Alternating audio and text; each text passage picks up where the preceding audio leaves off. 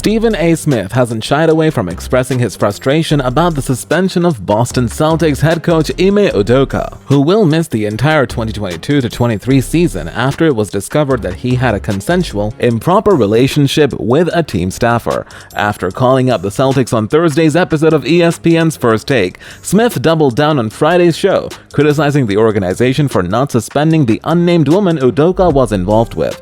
Only he is in violation of the company policy, Smith said. The woman who elected to have a consensual relationship with him is not in violation. Later in the show, NBA Today host Malika Andrews called in to blast Smith for his views. Today's video will be about why Malika Andrews could be a problem for ESPN. Stephen A. Smith and Malika Andrews had a tense back and forth over the Ime Udoka scandal on First Take. The ESPN talents would eventually land the plane in the segment, but it started with barbs furiously being tossed by both sides. Andrews, the 27-year-old host of NBA Today, called into the show after the Celtics had a press conference on Udoka. Let's check out what Malika said to Stephen A. Smith during his show.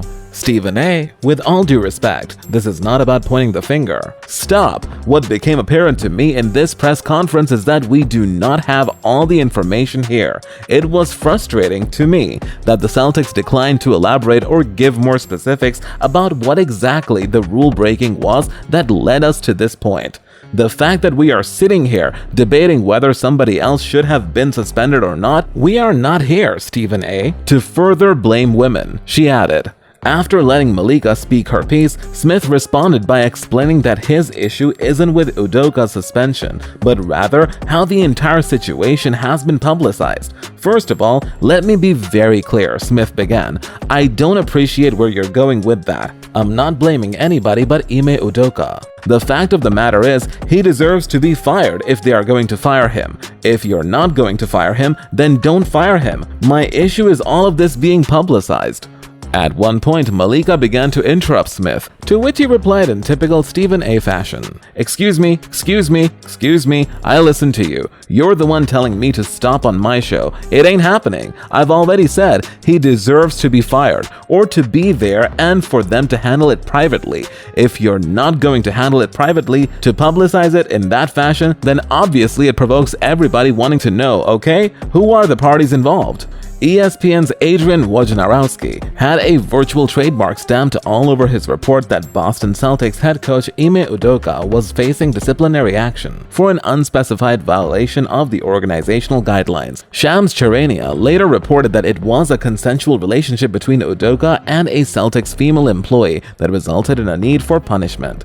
Details about the situation have been quite murky since then, but then there was the full Charania report, which revealed that while Udoka had been involved in a consensual relationship with a female team employee, she informed the team that Udoka had made unwanted comments towards her. Celtics team owner Wyc Grousbeck said twice in his press conference that no discipline for other Celtics employees was being considered. But why? If it was a consensual relationship, why is only Udoka at fault? Stephen A. talked about how the situation was being taken care of, and Andrews felt obligated to defend certain women's rights which were never questioned. She corrected Kendrick Perkins on NBA Today too. Unless more information is released, the Celtics investigation, conducted by an outside law firm, now complete, concluded that Udoka was in the wrong. But Smith never denied these facts, so Andrews' comments seem inappropriate.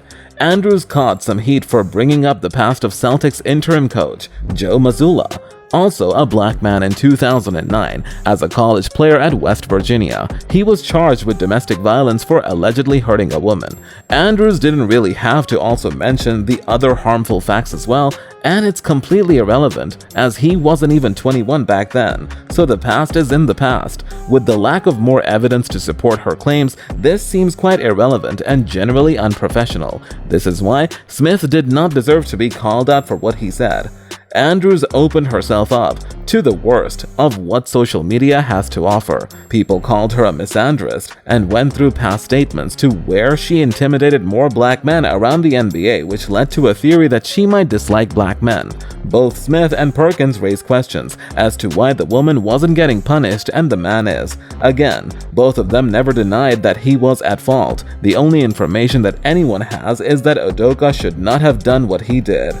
Smith's commentary on First Take Thursday and Friday has stemmed from the reporting that Udoka had a consensual affair. He has not excused Udoka and has repeatedly said that the coach made an error in judgment, but at the same time has also said that workplace affairs happen all over professional sports and has brought up an alleged imbalance in how it is handled for people who are black, like Udoka, versus white.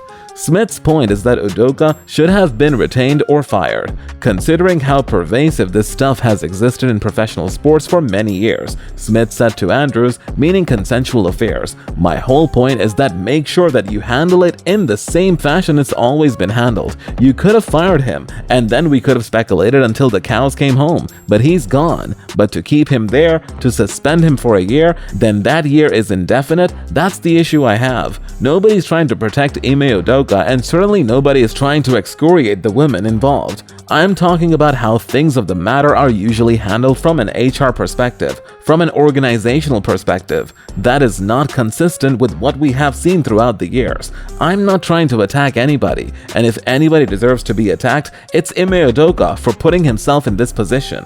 Andrews responded, "I appreciate that clarification, and I think that getting back to Molly Karim's initial question, my reaction to the press conference is the only thing that was made clear to me is that we are missing key pieces of information. That is my reaction." Karim asked what she was referring to by that. Andrews said that if she had been at a press conference, her question would have been, "You are not helping the women who you want to protect that you are claiming the organization needs to look inward at with your business. Women need transparency. In the spirit of the transparency, was there harassment that you needed to address within your organization?" Andrews said it stood out to her that Brad Stevens was upset with rampant Twitter nonsense that was hurled at women in the Celtics organization on social media this week, and that she found the speculation about women thought to have an affair with Udoka was gross and unnecessary. She criticized the Celtics for not giving more details on Udoka's infractions in the press conference. The crux of the misunderstanding involves what has been reported by ESPN and what has been reported elsewhere. ESPN's Adrian Wojnarowski has reported that Udoka conducted a consensual affair with a woman in the organization.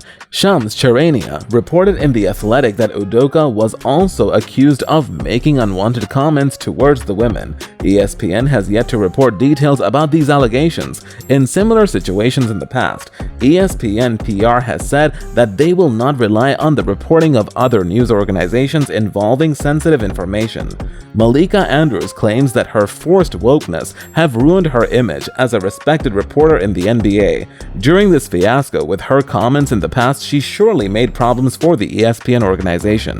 She will definitely be closely monitored from now on, but this does not bode well for her. And what is your opinion? Was Malika Andrews way out of line? Should the women be punished also? I would love to hear what you guys think, so please let me know in the comment section. Oh, and don't forget to like the video and subscribe to our channel for more amazing NBA content. Thanks for watching, and we'll see you in the next one.